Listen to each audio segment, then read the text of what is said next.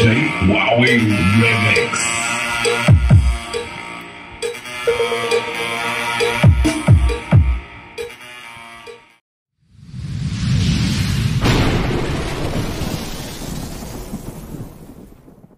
Hello mga lods at good evening. So ito, welcome back sa ating muling channel. So ayan, at meron tayong tanggap na isang amplifier. So ayaw ko sana itong tanggapin kasi sobrang busy ko. At ito pinilit talaga ng may-ari kasi magbabayad naman daw siya kahit magkano, basta ma-recondition lang daw itong kanyang amplifier. So pinapresyo niya ako kung magkano yung single ko. Sabi ko 1,200. So sabi ko magkano na lang yan, bili ka na lang ng bago. So sinadya kong ginawa kong 1,200 kasi nga ay para hindi na ipaayos or ipagawa. Sabi ko sa kanya bili na lang bago na amplifier kasi nga talagang kinalawang na ito at itong transformer niya umiinit. Yan, tinanggal ko nga at dito tinesting ko, pinakita ko sa kanya kasi nga matrabaho na talaga kagaya din nung kasi tapos busy ako, marami din akong ginagawa. So kasi medyo nagmamadali din so sabi ko hindi ko yan magawa at busy ako, may iba tayong priority. So ito, at ito i-share ko na lang sa inyo, tinanggap, umokay naman siya sa presyo ko, so wala na tayong magawa doon. So ayan, umatras na sana ako, ito napasubo. So ayan, ito yung ko at i-recondition natin. Ito yung i-share ko sa inyo. Tingnan natin kasi ang ko talaga dito is yung dito, yung equalizer. Kaya mga kinalawang na Tingnan ko kung mga ilang taon na to tinambak nila kasi tinambak daw to sa bodega siguro nakalkal, tapos tinesting ayun. Parang may pa ng parang nalusaw yung itong white na plastic uminit kasi siya. At ayun, may umusok daw. At sobrang init, pati ito mainit. Itong heatsink na to. Kasi open na to, sila na nagano nito, nag-check doon Ayan, at dinala dito sa atin. Ito na, pasubo tayo. Ito. At ayan, bago natin ito simulan mga lads, baka hindi ka pa nakasubscribe dyan, pasubscribe na at pakit na notification bell at ilagay sa all para laging updated. Ito kasi mas maganda pa ayusin tayo ng power amp. So ito, continue na lang tayo. So ito mga lads, tingnan nyo. So natanggalan natin yung board. Ayan. Ayun, kalawang na lahat mga lods. Tanggalin talaga ito lahat ng pyesa. So ayan may history na pala ito na ni-repair pina-repair or sila lang nag-repair. Ayan pinagano na lang sa likod yung resistor kasi kinalawang. So nilipat dito sa likod, pinagtiyagaan pa rin at hindi man lang pinalitan na lang direkta ng bago So may panhinang naman, so it means a technician yung unang gumawa nito. So ito ngayon nangyari. Ayan, bali-bali na So ayan, so lalaban ko muna siguro to, saka natin to i-recondition para naman ay malinis. Tanggalin din natin itong resistor para malinisan na din natin itong adhesive na to. At check ko kung bakit umiinit yung transformer, anong dahilan or anong rason kung bakit umiinit yung ating transformer.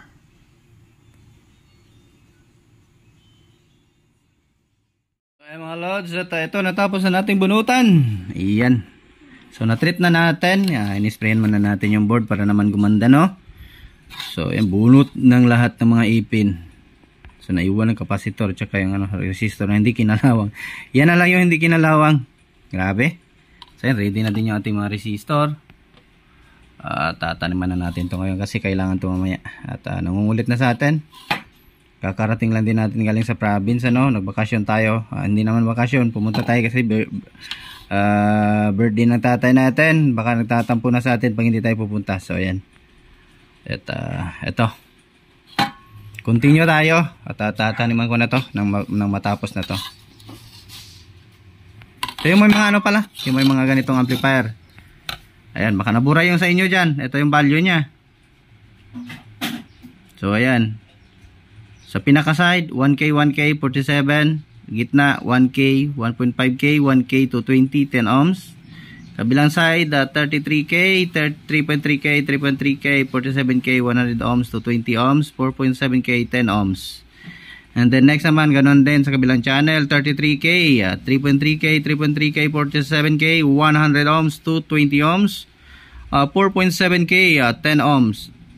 Sa gitna na resistor, 47K sa taas, 1K, 1.5K, 1K, 220 ohms, 10 ohms. So, ayan. Dito naman sa ano ata to, sa ano niya, parang sa supply ata ito, sa kanyang, tingnan natin kung ano na sana naka-connect. Sa kasama sa ano pala, sa driver, sa driver section pa rin. So 58 ohms ba? 68 56 ohms, and then 47K, 100K, sa baba 10K. So ayan, dito naman 44.7K. Dito 10 ohms, 10 ohms, 1/4J. Dito naman sa ano, meron ba to? Parang wala pa ata yan. Wala yan.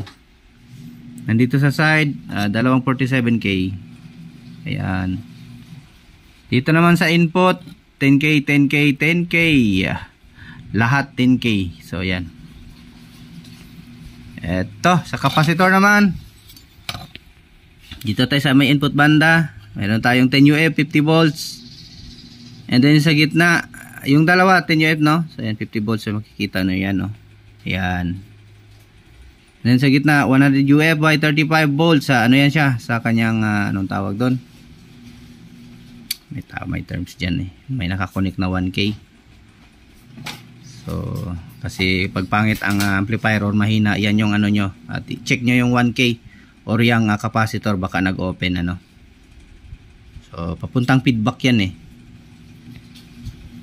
connected yan siya. So dito naman sa baba, 1 UF by 50 volts. And then sa taas, ito sa ating supply regulator. So 220 UF by 25. So ano siya, dalawa na. Then dito din ganun din. Yan o, 220 UF by 25, dalawa din yan siya.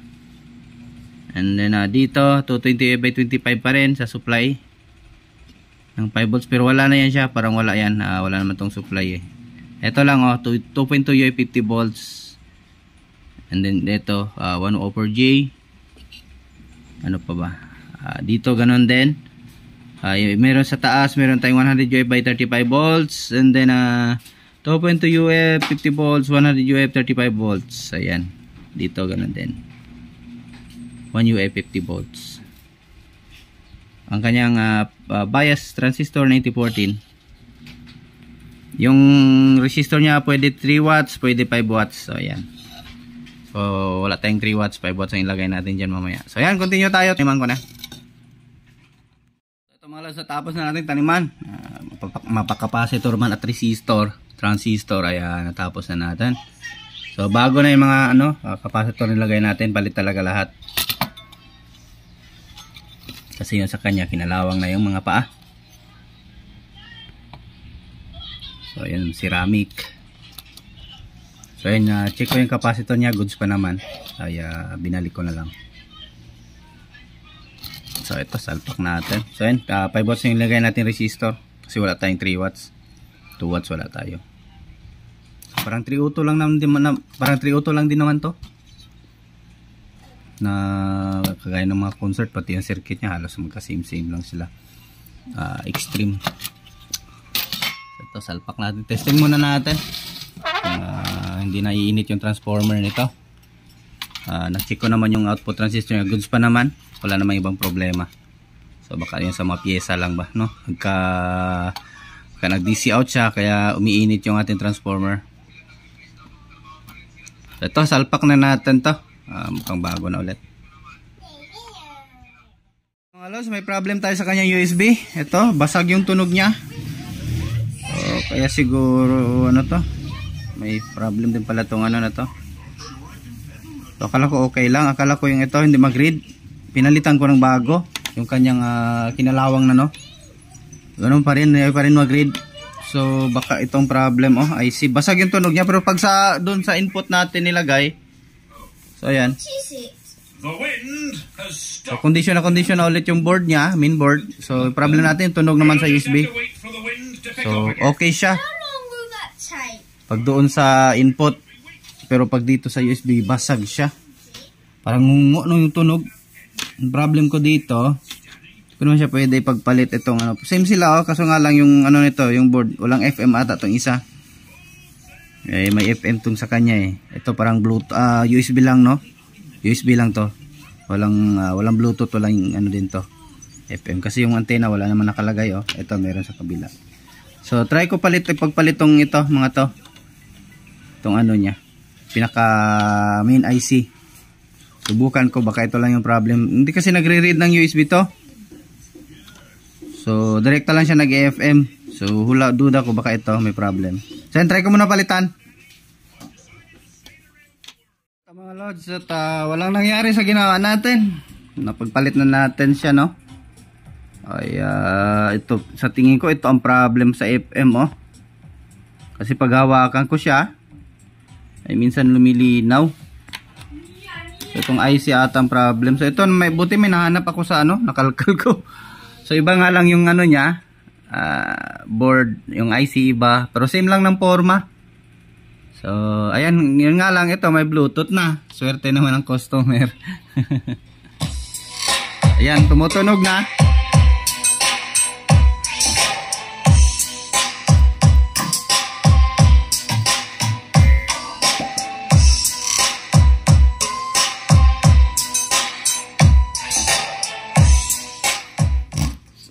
Problema pa yung volume,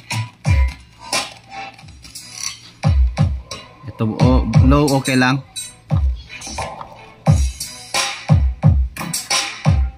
Volume lang may problem, hagasas.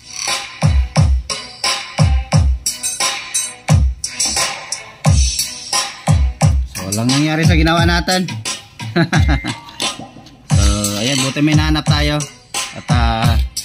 At mas maganda pa nga kasi may Bluetooth. So ito, palitan ko na naman itong potentiometer. So ito, ilagay ko na.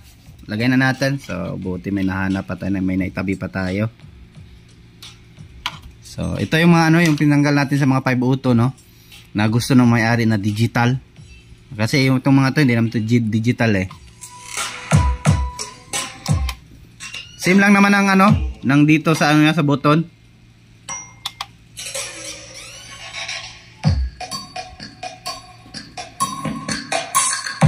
At least yung ginawa natin dito success.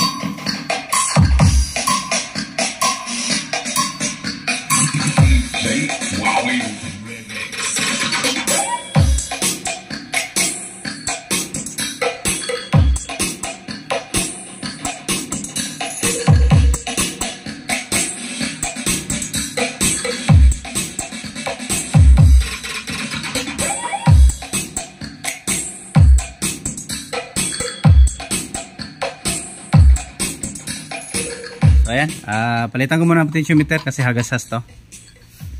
Sabay check na din dito sa mga ano niya sa mic.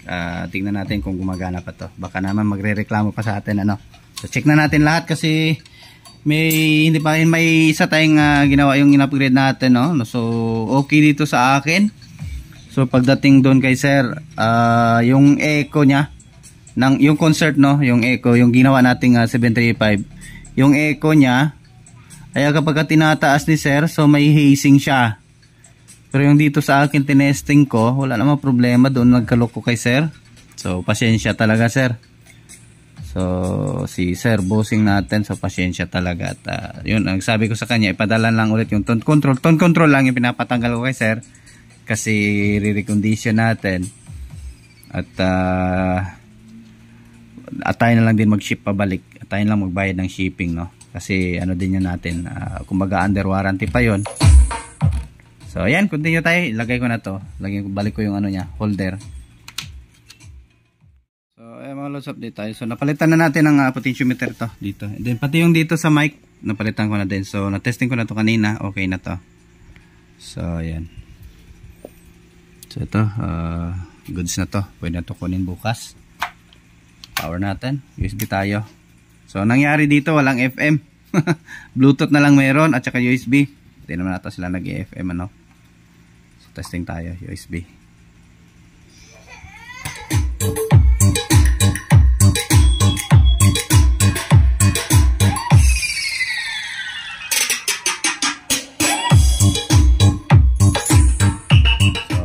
wala nang problema yung ano.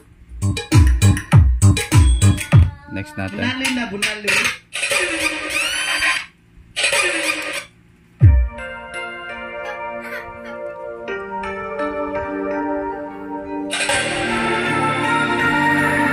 DJ Wowie Remix.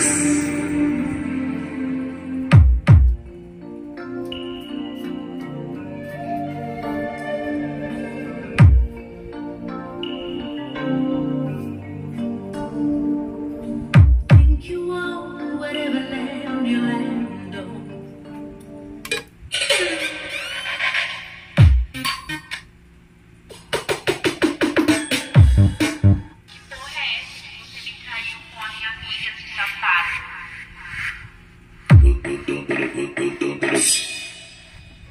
Que porra é essa que você me traiu com a minha amiga, seu safado? Que porra é essa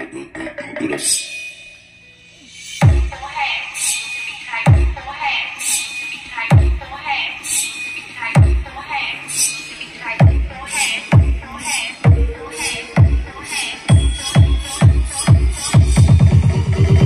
DJ Wowie Remix.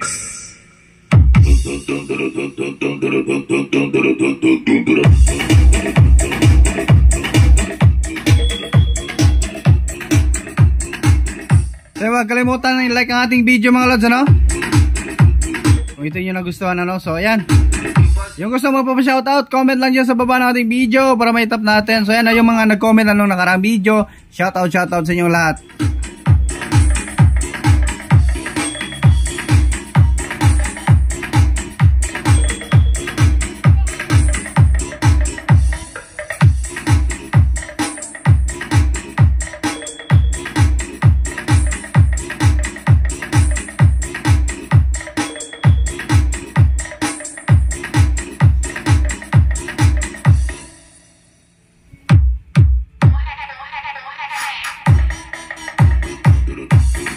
So done na ito mga lods at another successful repair na naman, recondition. So ayan.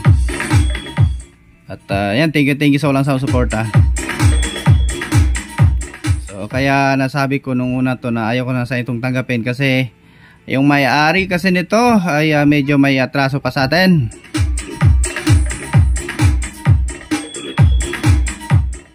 Pero itong amplifier na to, kumbaga yung nagdala nito is hindi naman talaga as in totally may-ari nito, kaibigan niya to, sa kaibigan niya. So yung may-ari nito may atraso pa sa atin. Yung may-ari, yung nagdala nito sa atin dito may atraso pa sa atin. Wala akong ganang tanggapin kaya nga tinaas ko yung price ko.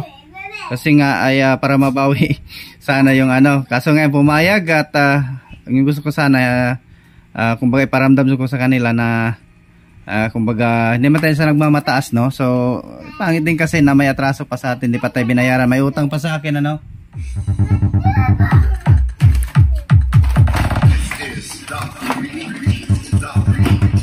DJ Wowie Remix.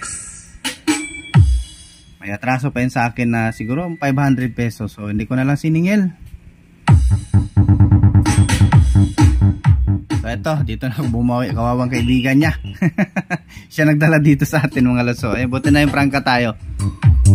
Kaya sa next, sana ingatan nyo yung technician nyo. Kung ano yung siningil na presyo, huwag naman sana. Kasi yung unang siningil ko sa kanya, nung unang isang amplifier niya, hindi ko na naano yun. Siguro siningil ko siya ng 1.5 dB audio. Recondition din mga lods, grabe yung kalawang. Mapatone control man or sa main amp. Hindi ko na na-share.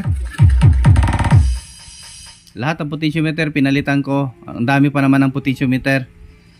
So yun, at yun nga ay sa 1,000 nung pagkano niya, 1,000 na lang yung binigay sa atin. Sabi niya babayaran niya na lang daw, to be palo na daw yung 500. So ngayon magwa 1 year na, lampas na 1 year at hindi pa rin nabayaran. Ito, nagdala na naman ibang amplifier sa kaibigan niya. Siguro nakalimutan niya na yun ng bayad niya. So hindi ko na lang din siningil.